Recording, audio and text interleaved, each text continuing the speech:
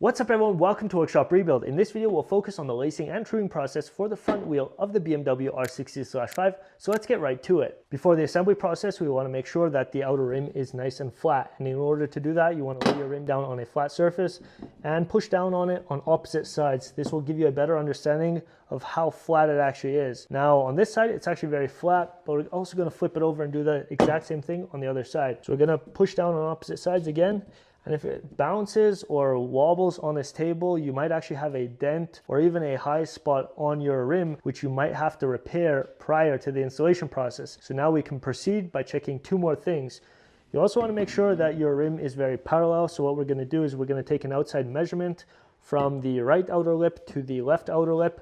And to do that, I'm just going to use a vernier caliper. I'm just going to take the outside measurement, going to double check 66.3, 66.3, 66.4, and one more just to verify, 66.3. So we're within a tenth of a millimeter, which is very good for an extruded part like this rim.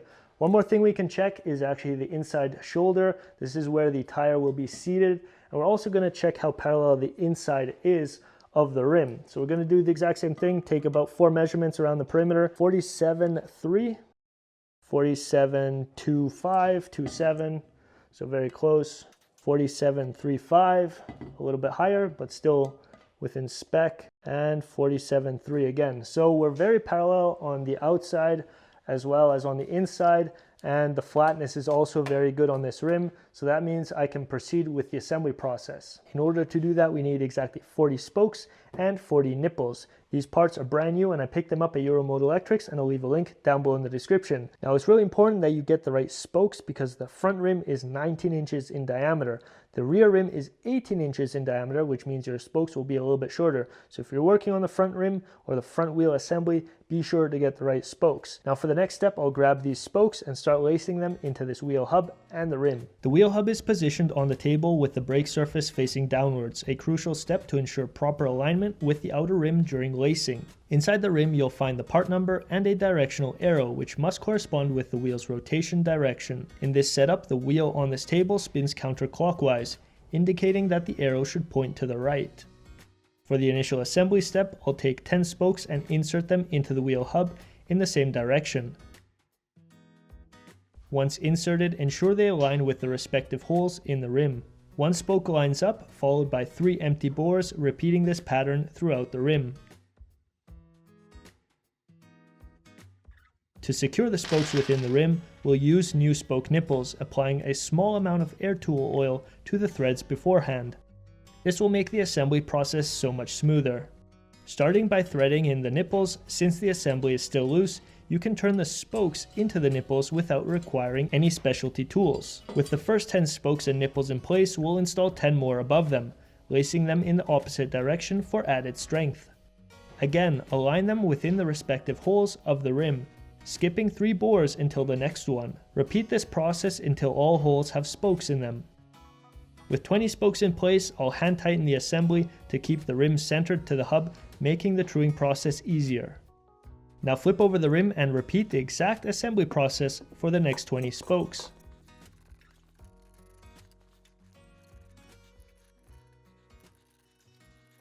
After installing 40 spokes and nipples to this wheel assembly, the outer rim is still loosely fitted to the wheel hub. This is done on purpose because we need an offset between the outer edge of the rim and our wheel hub top surface. You also want to make sure that the wheel hub is facing this way, so your brake surface will have to face upwards. This is the side we have to take our measurement from. Now in order to get that measurement, we're going to take a level that's around 2 feet long, and this will work perfectly. If you have something longer, it'll work just fine. If it's shorter, it won't work as good.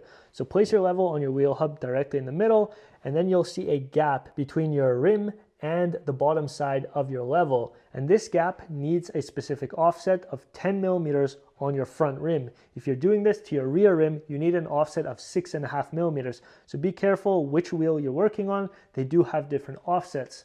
Now, in order to determine the offset, I'm going to use a 10 millimeter Allen key, which will work perfect. Now I'm going to put my hand on this level. I'm going to verify the gap is too large between the rim and the bottom end of this level, which means the rim actually has to come up on this side. Now on the other side, it'll be probably exactly the same, as you can tell. So we have to bring the entire rim up, and we're gonna measure around the whole perimeter to make sure we're at 10 millimeters before we put this on the truing stand. In order to rotate the spoke nipples, a 5.5 millimeter spoke wrench will be used. To raise the rim, focus only on the top 10 spokes, rotating each nipple clockwise around 1 turn.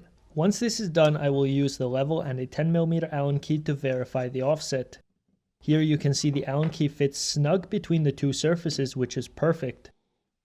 But just as an example, I will tighten one nipple on this side to show you how the rim is raised. Obviously the offset is not correct, so I can loosen the nipple again and the rim will lower itself. Keep in mind, I'm only adjusting the upper spokes at the moment. Once back to the original setting, the offset is once again at 10 millimeters. Oops, and there goes the wrench. Since I focused on the top 10 spokes, it's now time to tighten the other spokes within the wheel assembly, ensuring the offset remains correct. Be mindful not to over tighten any spokes and nipples at this point of the assembly, as it could distort the current offset. So I've tightened all spoke nipples around the diameter of this wheel, and this assembly is rigid. I can lift it up and lower it. The wheel hub stays centered to the rim, and it also stays at the correct offset. Now before I place this wheel onto the truing stand, I want to check the offset just once more to verify that we're at 10 millimeters. So place the level on your wheel hub, and then take your 10 millimeter Allen key and just check to see if you have a 10 millimeter gap. That right there is a little bit larger, but we're gonna adjust that over here on the truing stand. This right here is 10 millimeter. It's a little bit tighter, but that can also be adjusted over here. Now check it on multiple spots before you put it on the truing stand, but if everything feels really good, you can continue.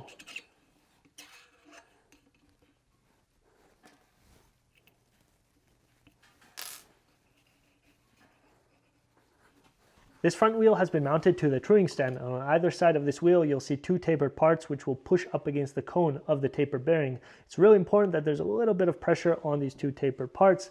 That way the cones stay stationary and this whole wheel assembly will rotate around the two taper bearings within the wheel hub. If you don't do that, this whole assembly could actually shift left and right, and as you go in through this, you're actually going to be fighting the deviation within the taper bearings, which will really cause issues down the road. So you really want to make sure everything is tight on your shaft or within the two tapers right here, and then you can go ahead and spin it and see the deviation of your wheel. Now this is the initial setup. I did not adjust anything. Everything prior to this was done on the table, so even though it looks very good, we still have to tighten all the spokes around the diameter of this wheel, and then we also have to true it laterally and radially. So let's get to that right now. We'll now focus on the radial runout, which is the outer diameter of the rim, the lateral runout, which is the side-to-side plate of the rim.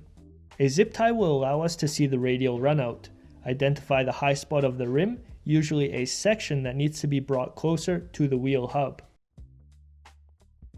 In order to do this, tighten spokes in small increments in that area. This will pull the rim towards the wheel hub. Rotate the wheel, check the radial runout, and adjust as needed. One thing I want to point out is the welded area on the rim. This is close to the valve hole and it's visible from the inside of the rim. This area will usually be read as a low spot while truing a wheel, since the welded area is never as uniform as the rest of the rim. For better visibility, you can place a sticky note or a piece of tape in the area to highlight the low spot. As you turn over the wheel, the low spot is confirmed. After truing the rim radially, check spoke tension by pressing two spokes against each other. If they touch, this means the spoke nipples must be tightened because there is not enough tension on the spokes. Go all the way around the rim and adjust all spoke nipples this way. Next, focus on the lateral runout of the rim, identifying the high spot closest to the zip tie. The rim was running already very true from the start because of the initial setup, but you will still identify the deviation here thanks to the zip tie on the right. To make this more visible for you, I will highlight the high spot of the rim, which is closest to the zip tie.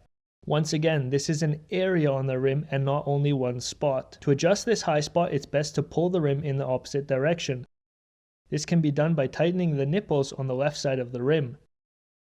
Verify your adjustment by turning over your wheel and adjust the rest of the spokes and nipples accordingly to have a true wheel assembly. After you're done truing your wheel and you know that your radial and your lateral runout are within spec, you should verify that your spoke nipples are tight and that your spokes have the correct tension. I did not use a spoke nipple torque wrench. Oftentimes people use that. I just don't find it a very accurate reading for the spoke nipples. I rather rely on the spoke tension itself.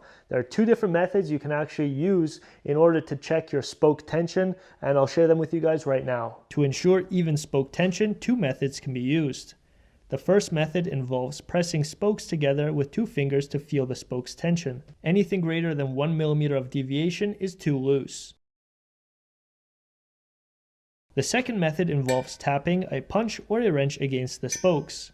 This will give off a high-pitched sound and vibration. If this sound is equal among all spokes, you will know they are all tightened equally.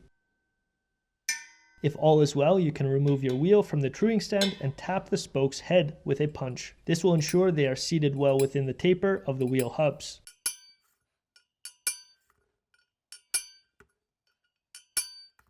Once you tap all spoke heads, be sure to confirm the radial and lateral runout once more, just to be on the safe side. Once you tap all 40 spoke heads with a punch, you can then place your wheel assembly back onto your truing stand. This will give you a better understanding if your spokes are still tight and or if you still need to do some fine adjustments. In this case, everything is still good, but what I'll do now is leave the wheel assembly on this truing stand for at least a day or two, double check if everything is still good, and then I'll pull on a brand new tire and tube. Since this is a spoked rim, you also want to verify that no spokes are actually protruding past the head of the nipple. If they are, you have to cut them off before you put a rim strip on here. That is actually the guard for your tire tube. If you're doing this for the first time, just take your time. Focus on the radial runout and the lateral runout. Double check or even triple check everything you do, and hopefully you'll have a smooth rotating assembly that won't bounce or wobble while going down the road. If you're doing this for a motorcycle project, you'll be doing it on the front wheel, and if you want some extra practice, do it on the rear wheel as well. If you guys enjoyed this video, hit the like button down below, comment if you have any questions or concerns about anything I shared in this video, and hit the subscribe button for more BMW R60 content. With that said, I want to thank you so much for watching, and I hope to see you in the next one.